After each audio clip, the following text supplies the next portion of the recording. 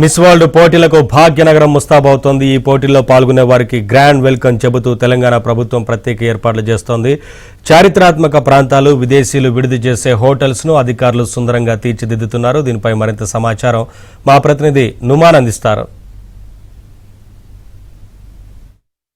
72వ miss world పోటీలకు హైదరాబాద్ నగరం ముస్తాబవుతుంది. మే 10వ తేదీ నుంచి ఈ నెల 31వ తేదీ వరకు జరగనున్నటువంటి ఈ ఈవెంట్ కోసం ఇప్పటికే ఇటు తెలంగాణ టూరిజం, దాంతోపాటు తెలంగాణ భాషా సాంస్కృతిక శాఖ ఆధ్వర్యంలో ప్రత్యేకంగా ఏర్పాట్లు చేస్తున్నారు.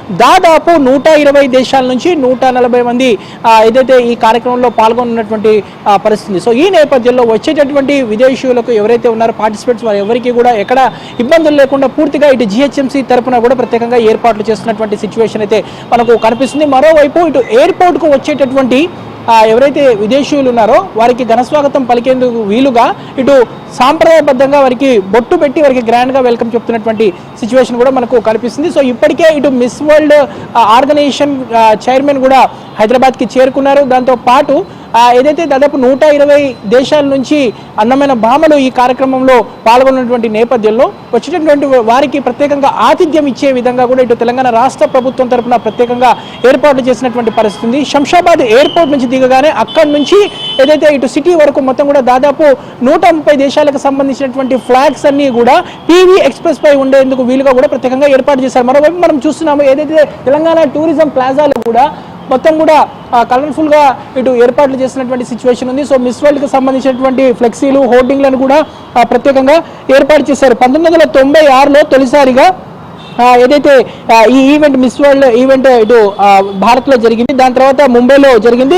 మూడోసారి ఇటు హైదరాబాద్ వేదికగా ఈ కార్యక్రమం జరుగుతున్నటువంటి నేపథ్యంలో తెలంగాణ ప్రభుత్వం ఎంతో ప్రతిష్టాత్మకంగా తీసుకున్నటువంటి పరిస్థితి. సో ఇప్పటికే ఇటు ఈ ఏర్పాట్లను పర్యాటక శాఖ ముఖ్య కార్యదర్శి జయేష్ రంజన్, పర్యాటక అభివృద్ధి సంస్థ మేనేజింగ్ డైరెక్టర్ ప్రకాష్ రెడ్డి ఎప్పటికప్పుడు పరిశీలిస్తున్నారు. దాంతోపాటు ఏర్పాట్లను కూడా పకడ్బందీగా చేస్తున్నటువంటి పరిస్థితి. శంషాబాద్ పోలీసు అధికారులతో కూడా ప్రత్యేకంగా సమావేశాన్ని నిర్వహిస్తున్నారు. సో దాంతోపాటు ఏదైతే ఇటు భద్రత మీద కూడా ప్రత్యేక చర్యలు తీసుకోవాలంటూ కూడా కోరినటువంటి పరిస్థితి. సో ఈ నేపథ్యంలో ముఖ్యంగా ఏదైతే ఇటు ఎయిర్పోర్ట్ లో వచ్చినటువంటి అందాల భామలకు మన సాంప్రదాయం విధంగా ఏదైతే బొట్టు పెట్టి వారిని స్వాగతం పలుకుతున్నటువంటి పరిస్థితి ఉందని చెప్పవచ్చు. వచ్చినటువంటి వారిని అతిథి దేవో భవ అనే విధంగా ఇటు విదేశాల నుంచి వస్తున్నటువంటి ప్రముఖులకు హైదరాబాద్ లో భద్రతను కూడా కల్పిస్తున్నటువంటి పరిస్థితి ఉందని చెప్పవచ్చు. మొత్తానికైతే ఇటు 72వ మిస్ వరల్డ్ పోటీలకు ఇటు తెలంగాణ రాష్ట్ర ప్రభుత్వం ఎంతో ప్రతిష్టాత్మకంగా తీసుకొని ఏర్పాట్లు అయితే చేస్తున్నటువంటి పరిస్థితి ఉందని చెప్పవచ్చు. ముఖ్యంగా ఇటు విదేశీయులు ఉండేటటువంటి ప్రాంతాలు ఏవైతే ఉన్నాయో ఇటు హైటెక్ సిటీ కానివ్వండి, పరిసర ప్రాంతాల్లో హోటల్స్ దగ్గర కూడా పటిష్టమైనటువంటి బందోబస్తును ఏర్పాటు చేశారు.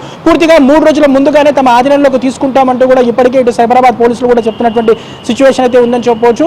మొత్తానికైతే దాదాపు తెలంగాణ రాష్ట్ర ప్రభుత్వం ఎంతో ప్రతిష్టాత్మకంగా తీసుకొని చేపడుతున్నటువంటి ఈ ఈవెంట్ కోసం ఎక్కడికక్కడ కూడా పటిష్టమైనటువంటి ఏర్పాట్లు అయితే చేస్తున్నారు. ఇటు పర్యాటక శాఖ, అదేవిధంగా ఇటు భాషా సాంస్కృతిక శాఖ ఆధ్వర్యంలో ఎప్పటికప్పుడు ఏర్పాట్లు కూడా పరిశీలిస్తున్నటువంటి సిచ్యువేషన్ అయితే ఉందని చెప్పవచ్చు. సో ఇటు జిహెచ్ఎంసీ తరఫున కూడా ఎక్కడికక్కడ కూడా ఇటు సిటీలో పూర్తిగా సిటీని కలర్ఫుల్ గా ఉంచేందుకు వీలుగా కూడా ఇటు ఫ్లైఓవర్లు, అదేవిధంగా మెట్రో పిల్లర్లకు కూడా పూర్తిగా మిస్ వరల్డ్ కి సంబంధించినటువంటి హోర్డింగ్లను, ఫ్లెక్సీలను కలర్ఫుల్ గా చేసే విధంగా కూడా ఏర్పాట్లు అయితే చేస్తున్నటువంటి సిచ్యువేషన్ ఉంది. దాదాపు 120 దేశాల నుంచి వచ్చేటటువంటి ప్రతినిధులు ఎవరైతే ఉన్నారో వారందరినీ కూడా ఘనస్వాగతం పలికేందుకు వీలుగా ఇప్పటికే ఇటు తెలంగాణ రాష్ట్ర ప్రభుత్వం ఎంతో ప్రతిష్టాత్మకంగా తీసుకొని 72వ మిస్ వరల్డ్ పోటీలకు అయితే ఏర్పాటు చేస్తున్నటువంటి పరిస్థితి ఉందని చెప్పొచ్చు. జర్నలిస్ట్ శ్యామ్తో నుమాన్ ఆంధ్రజ్యోతి, హైదరాబాద్.